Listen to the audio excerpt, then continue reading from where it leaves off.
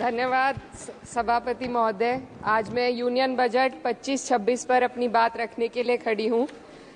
भारत के संविधान के आर्टिकल 38 भारत को एक वेलफेयर स्टेट के तौर पर पेश करता है और सरकार की जिम्मेदारी है कि बजट और उससे जुड़ी वेलफेयर स्कीम्स के जरिए इन आर्टिकल्स को हकीकत में लाया जाए। इसलिए यूनियन बजट सिर्फ एक आंकड़ों की किताब नहीं, बल्कि सरकार की प्राथमिकता और वेलफेयर स्टेट के संविधान से जुड़ी वफादारी का आईना है। सरकार की जिम्मेदारी है कि इकोनॉमिक पॉलिसीज, जिनमें बजट भी शामिल है, ऐसी बनाए जाए जो गैर बराबरी को कम कर सके और सबसे ज्यादा गरीब वर्ग को सहारा दे। बजट वो लाइफलाइन है जिससे शिक्षा, स्वास्थ्य, पेयजल, social security, SC, ST, minority, गरीबों की भलाई के लिए स्कीमें चलाई जाती है। मगर ये बजट को देखकर महसूस होता है कि ये भविष्य के निर्माण से ज्यादा हेडलाइन बटोरने का एक दस्तावेज है। इससे सबसे ज्यादा प्रभावित होने वाली वही लोग पीछे छूट रहे हैं जिन्हें सरकार के सहारे की सबसे ज्यादा जरूरत थी। वो किसान जो बढ़ती लागत से परेशान हैं, वो नौजवान जो बेरोजगारी का सामना कर रहे हैं, और वो औरतें जो निजामती रुकावटों से जूझ रही हैं, और वो गरीब जो महंगाई के बोझ के तले दबे हुए हैं। This government is proudly marketing the income tax exemption of 12 lakhs. But the question is, how many Indians even earn that much to benefit from it?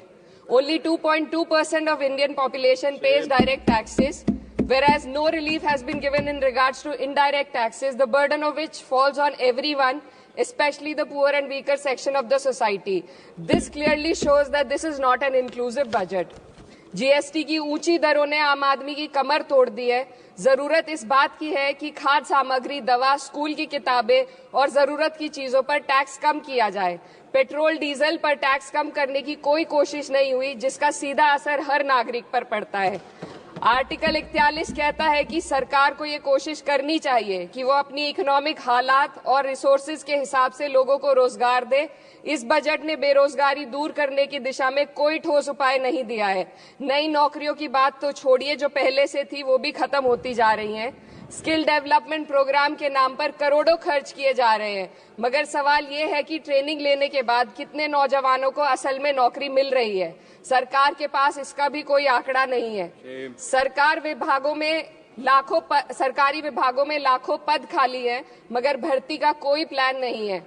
Article 45, जिसके द्वारा सरकार की जिम्मेदारी है कि हर बच्चे को 6 साल की उम्र तक फ्री और जरूरी तालीम मिले ताकि उनका बुनियादी तालीमी डेवलपमेंट सही से हो सके, जिसको संसद ने शिक्षा का अधिकार अधिनियम बनाकर और भी मजबूती दी थी, परंतु इसकी जमीनी हालत क्या है वो किसी से छुपी नहीं है।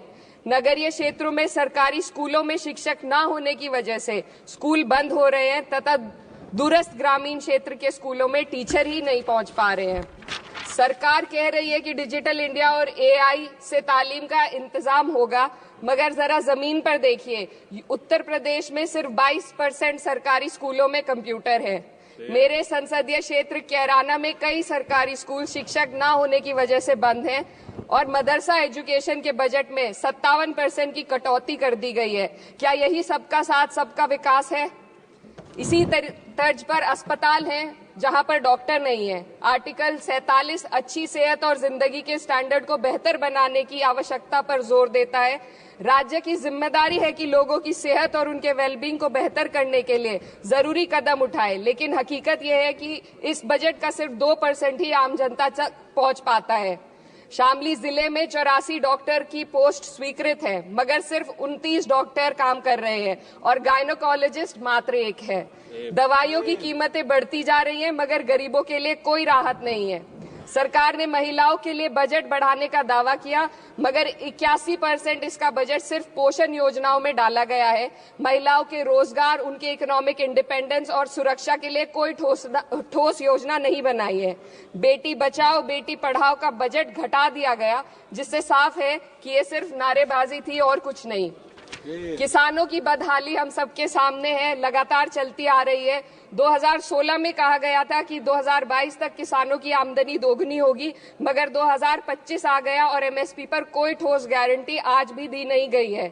गन्ना किसानों का बकाया अब तक नहीं मिल पा रहा है, और तो और उत्तर प्रदेश में अभी तक गन्ना मूल्य भी तय नहीं किया गया है। DAP, यूरिया और खाद की कमी से परेशान किसान आज भी सड़क पर प्रदर्शन कर रहे हैं। मजदूरों के लिए जो सबसे बड़ी योजना मनरेगा थी, सरकार कहती है कि मनरेगा ग्रामीण भारत की रीढ़ है, मगर बजट में कोई भी बढ़ोतरी नहीं मिलना बहुत शर्मसार है। औसतन 44 दिन का ही रोजगार मिल रहा है, जबकि स्कीम 100 दिन की गारंटी की होती है। भारतीय रेलवे देश के लोगों की जीवन रेखा है और इसी से यहाँ के लोगों की आर्थिक एवं सामाजिक जिंदगी चल रही है। देश के हर हिस्से को रेल कनेक्टिविटी से जोड़े जाना सरकार की कल्याणकारी नीति का हिस्सा है। मेरे संसदीय क्षेत्र कैराना के रेलवे से जुड़ी 2 मांगे लंबे समय से लंबित हैं। दिल्ली शामली सहारनपुर रेल लाइन का दोहरीकरण और पानीपत शामली मेरठ लाइन का सर्वे अति शीघ्र ही कराए जाने की बहुत पुरानी मांग को बजट में शामिल किया जाना चाहिए। देश भर में बिजली की दरें बेहद असमान हैं। उत्तर प्रदेश में ये दरें बहुत ज्यादा हैं। देश भर में एक समान बिजली दरें लागू करने का प्रावधान किया जाए। रिवैम्प योजना में हर घर तक बिजली पहुंचाने के लिए एलटी लाइन बनाने का प्रावधान भी जोड़ा जाए। कृषि उपकरणों व खाद डीएपी को जीएसटी से मुक्त किया जाए। किसानों की एमएसपी की मांग को पूरा करने के साथ साथ उत्तर प्रदेश के किसानों को गन्ना मूल्य निर्धारण पिछले वर्ष से बढ़ाकर किया जाना बेहद जरूरी है। जनपद शामली व मुजफ्फरनगर को एनसीआर में तो शामिल किया गया है, परंतु वहां पर कोई विकास नहीं हुआ तथा उसको कोई भी लाभ नहीं मिला है। वहां के लोग सिर्फ प्रदूषण के बाध्यकारी नियमों से परेशान हैं, इसलिए दोनों जनपदों को एनसीआर की सीमा से बाहर किया जाना चाहिए। मेरे संसदीय क्षेत्र में मैं कुछ चीजें बजट स्पीच में ऐड करना चाहती हूँ। एक, ट्रॉमा सेंटर और जिला अस्पताल के अपग्रेडेशन की भी मांग है। जनपद शामली और सहारनपुर में एक महिला डिग्री कॉलेज खोला जाए। कैराना में जस्ट कंक्लूडिंग, यमुना नदी के घाट पर सौंदर्य कार्य का भी कार्य जोड़ा जाए। जनपद शामली में टेक्सटाइल पार्क की स्थापना की जाए और जो संसद निधि है, सांसदों को केवल 5 करोड़ रुपए दिए जाते हैं और एमएलए, उत्तर प्रदेश के एमएलए को भी 5 करोड़ दिए जाते हैं। हमारी मांग है या तो इसे बढ़ाकर 25 करोड़ किया जाए या फिर सिरे से खारिज किया जाए। Sir just one The union budget was an opportunity to address the pressing. Sir, just 1 minute. Please, 2 more speakers are in your party. Sir, just concluding. Pressing concern of India's citizen, rising unemployment, soaring inflation, crumbling public services, and deepening rural distress. Yet, instead of offering real solution, the government has focused on optics and half measures. While tax relief for the middle class is welcome, it does nothing for the millions who earn too little to benefit from it. Education remains underfunded. Rural employment stagnates and farmers continue to struggle without meaningful support. The delays in conducting the census and caste census further exposes the government's disregard for data-driven policy making and social justice. India needs a budget that prioritizes its people, not just its economic headlines, a budget that invests in human capital, strengthens social security and ensures dignity and stability for all.